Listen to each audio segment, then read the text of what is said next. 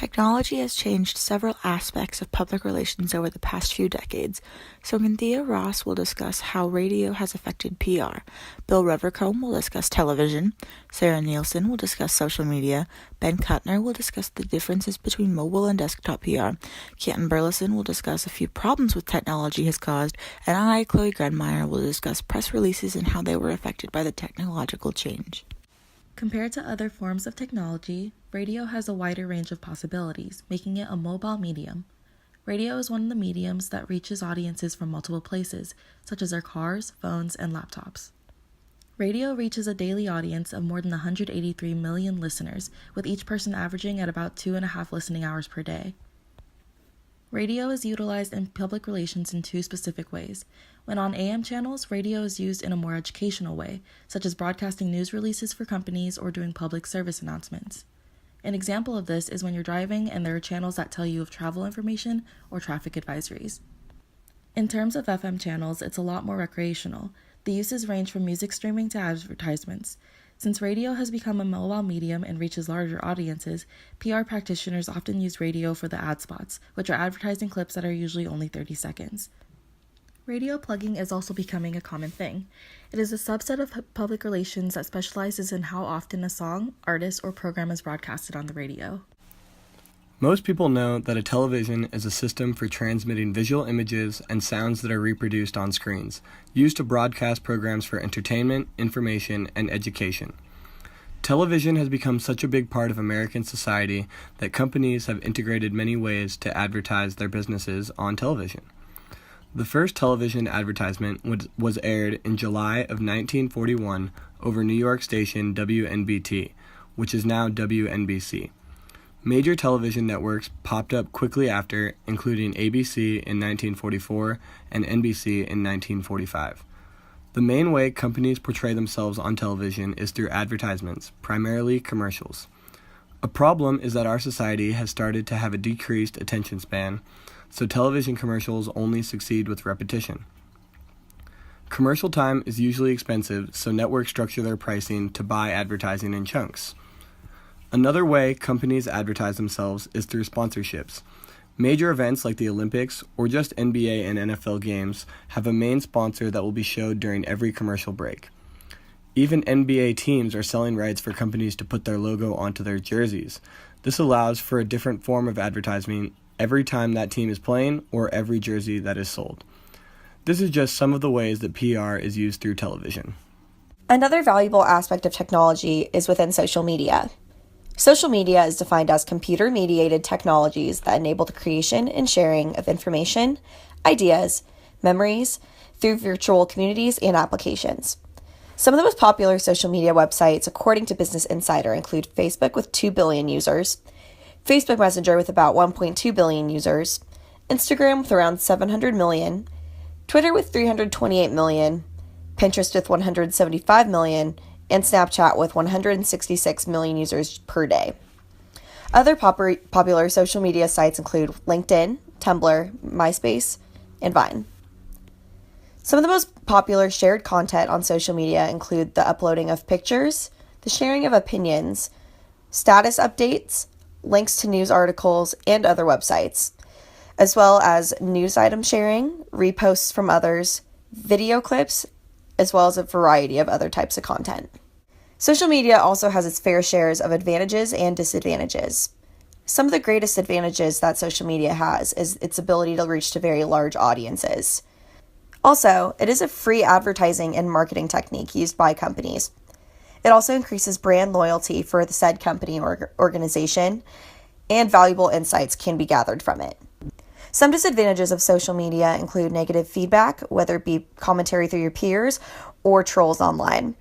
Also, social networking is very time intensive, and a lot of commentary has been placed on younger generations and those who use technologies the most for being too involved in their phones as opposed to being present in person. Also, a corporate invasion of privacy is used through social networking through some said advertising techniques. In the modern digital landscape, PR practitioners and their audiences can often find themselves using two different platforms, mobile devices such as tablets or smartphones, and desktop computers. Both of these platforms have various advantages, and we'll start by outlining the advantages of desktop use. Desktop computers often involve, as its name implies, being stationary at a desk for a set amount of time. This gives PR practitioners a longer opportunity to make impressions on these users. Desktops also make for easier business-to-user communication, as tools such as Chat with a Representative, for example, are easier to accommodate. Additionally, mobile use doesn't make sense for all companies. Creating an app isn't always a solution, as functionality issues are much easier to correct on desktops. However, mobile use also offers a number of different advantages that desktop computers do not. These advantages include SMS and text messaging. As of 2016, there were an estimated 206 million smartphone users in the United States, many of whom use text messaging.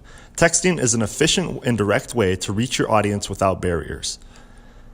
Many people also access social media via their mobile devices, giving PR practitioners a practical way to interact with their target audience anytime and anywhere. Also, mobile apps can provide a great deal of information about businesses and campaigns. Users utilize apps like Google Maps to find where a business is located, for example.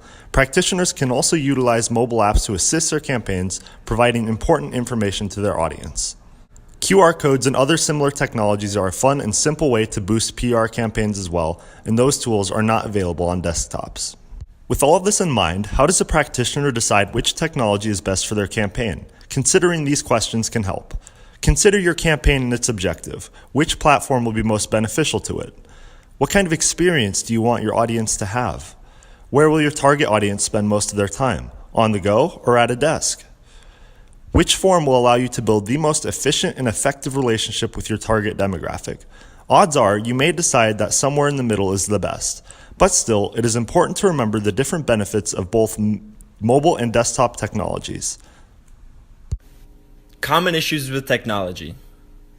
First off, technology is ever-changing. The next big thing is already outdated. I remember when I got my first phone, and it is nothing like the thing I have in my pocket now. Even still, the one I have now is outdated. Technology is always on the move. Secondly, special training is sometimes needed. As technology advances, so must our knowledge of how it works. Programs like Photoshop have classes dedicated to how they work. They aren't always needed, but they provide a stepping stone for those just learning if you have no idea where to start. Lastly, it's not perfect. It needs attention. Technology is always on the move, but needs constant monitoring. Updates, viruses, and crashes are just some of the few things that one can expect from almost any type of technology they use. Next, technology has its limits. First off, it requires users. Technology doesn't work without us, obviously, but we need to constantly be using it to improve it and for it to benefit us. Secondly, it's fragile, physically and in cyberspace. Things are constantly malfunctioning. Sometimes you can see the problem and fix it, while other times you have no idea why you can't reach a site and there is nothing you can do about it. Thirdly, it doesn't work everywhere. Things like the internet are great when they work, but taking your phone in the woods will sometimes turn it from a tool you can discover the world with to a brick, maybe a flashlight at best. Next, it isn't universal. Most technology isn't compatible with each other. There is not one single cord that fits all phones, computers, and TVs. Everything is specialized for a product they were intended to work on. Lastly, technology is expensive. While lots of new tech is very affordable, there are still plenty of items that cost a fortune. Smartphones, for example, are amazing considering how much they can do, especially when you realize they fit in your pocket. However, price still holds plenty of tech behind bars for some consumers. Press releases have changed with technology. Before the boom of websites gaining popularity, press releases were more regularly mailed or faxed to editors and journalists to then be published in the daily paper. A press release tells the public something of great import and is usually written by the public relations department of a company.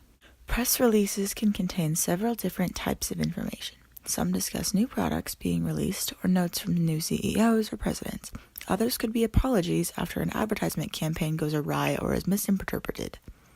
Press releases are more regularly posted on companies' websites or through other online mediums now because it gives them the ability to reach thousands more people.